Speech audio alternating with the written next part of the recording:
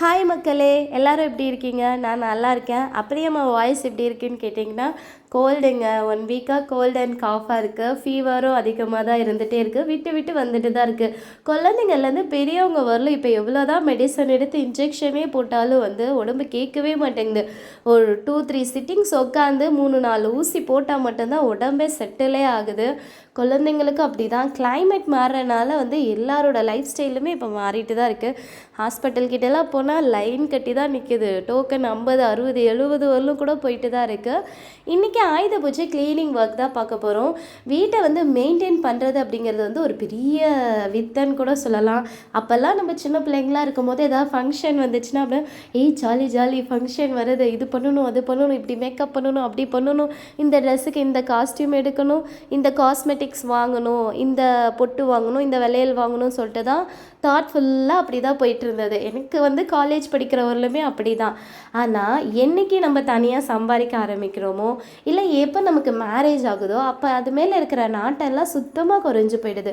ஒரு ஃபங்க்ஷன் வருதா, அச்சச்சோ இந்த ஃபங்க்ஷனுக்கு இந்த மாதிரி ஆர்கனைஸ் பண்ணணும், வீட்டை இப்படி பண்ணணும், வீட்டை இப்படி டெக்கார் பண்ணணும், வீட்டை இப்படி மெயின்டைன் பண்ணணும், சாமி இந்த டைமில் கும்பிட்டுணும், இந்த டைம்லலாம் சமைச்சு முடிச்சிடணும்னு சொல்லிட்டு ஹவுஸ் ஒய்ஃப் ஆகிட்டோம் இல்லையா, அந்த தாட் தான் வருது. நம்ம பிஃபோர் மேரேஜுக்கு முன்னாடி ஏதாவது ஃபெஸ்டிவல்னால் ஃபஸ்ட்டு நம்ம ரெடி ஆகிடணும் அப்படின்னு சொல்லிட்டு தாட் தான் நமக்கு இருக்கும்.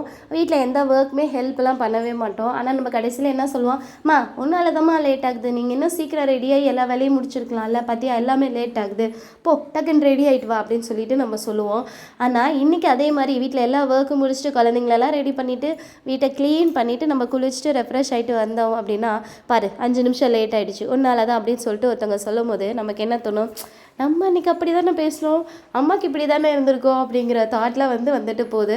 ஸோ ஹோம் மேக்கராக மாறினதுக்கப்புறம் தான் இந்த வலி வேதனையெல்லாம் நம்ம அனுபவிக்க வேண்டியதாக இருக்குது. காலையிலே பால் வாங்கி வச்சாச்சு, பால் காய வைக்கவே இல்லை. ஏன்னா காலையில் அவங்கள ஆஃபீஸ் கிளப்பிட்டு பாப்பாவை ஸ்கூல் அனுப்புறதே பெரும் ப்ரெஷர் ஆகிடும்.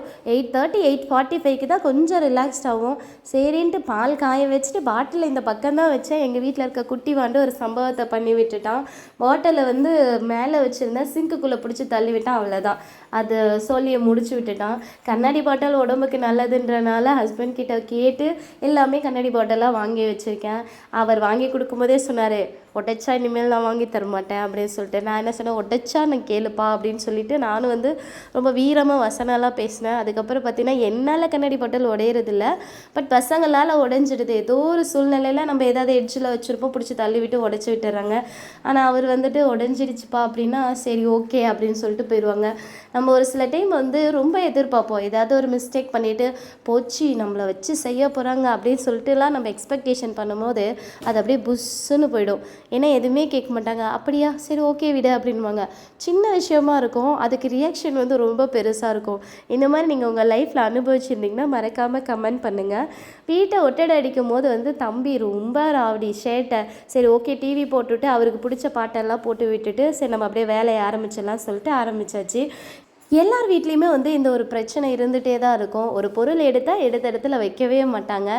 ஏன் அப்படின்னு கேட்டால், நான் ஆஃபீஸ் போகிற அவசரம், மறந்துட்டேன், நீ எடுத்து வச்சுக்கோ அப்படின்னு சொல்லிடுவாங்க. சொல்கிற விதம் சாஃப்டாக தான் இருக்கும். ஆனால் நமக்கு அது கரெக்டாக வச்சா பரவாயில்லையே நம்ம யோசிப்போம். ஆனால் அவங்க இடத்துலேருந்து யோசித்து பார்த்தோம்னா அர்ஜென்ட்டில் போகிறாங்க, அதை பத்திரமாவது எடுத்து வச்சுட்டு போகிறாங்களே சொல்லிட்டு நம்ம சந்தோஷம்தான் பட்டுக்கணும். எடுத்த இடத்துல ஒரு பொருள் வைக்கிறதே கிடையாது. அப்படி வச்சுட்டா இன்னொரு டைம் நம்ம அந்த பொருளை கஷ்டப்பட்டு தேடவே தேவையில்லை. பட் அதை நம்ம எத்தனை டைம் சொன்னாலும் புரியல அப்படின்னும் போது நம்ம அக்செப்ட் பண்ணிவிட்டு மூவ் ஆன் பண்ணிவிட்டு போயிட்டே இருக்க வேண்டியதான். வீட்டில் ஒரு குட்டி வாண்டு இருக்கார். அவர் என்ன பண்ணுவார்னா, திங்ஸ் ஒரு இடத்துல வச்சா அவர் பாட்டு இஷ்டத்துக்கு எடுத்துகிட்டு போய் எங்கெங்கேயாவது போட்டு வந்துடுவார். ஜன்னல் ஓப்பன் பண்ணி வச்சா போதும், ஜன்னல் வழியாக எல்லாத்தையும் தூக்கி தூக்கி தூக்கி வெளியே போட்டுருவார். அந்த சைடில் போகிறவங்க தான் கொஞ்சம் எடுத்து கொடுத்துட்டு போவாங்க.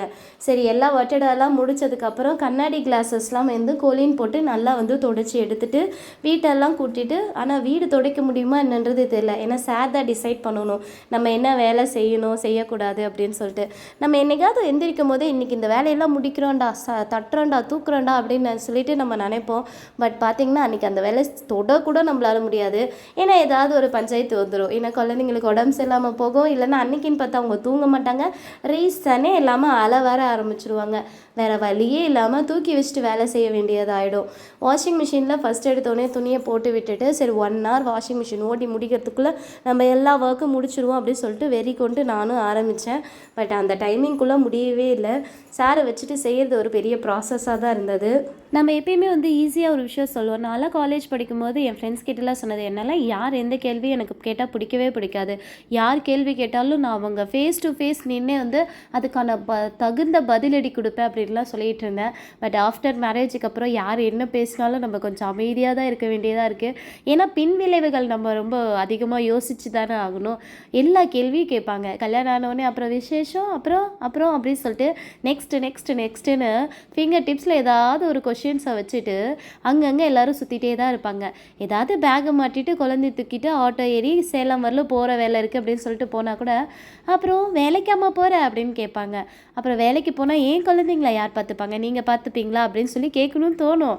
பட் கேட்க முடியாதுல்ல. கேட்டால் நம்மளை வந்து உடனே வாயாடின்றுவாங்க, திமிரு பிடிச்சவ அப்படின்னு சொல்லிடுவாங்க.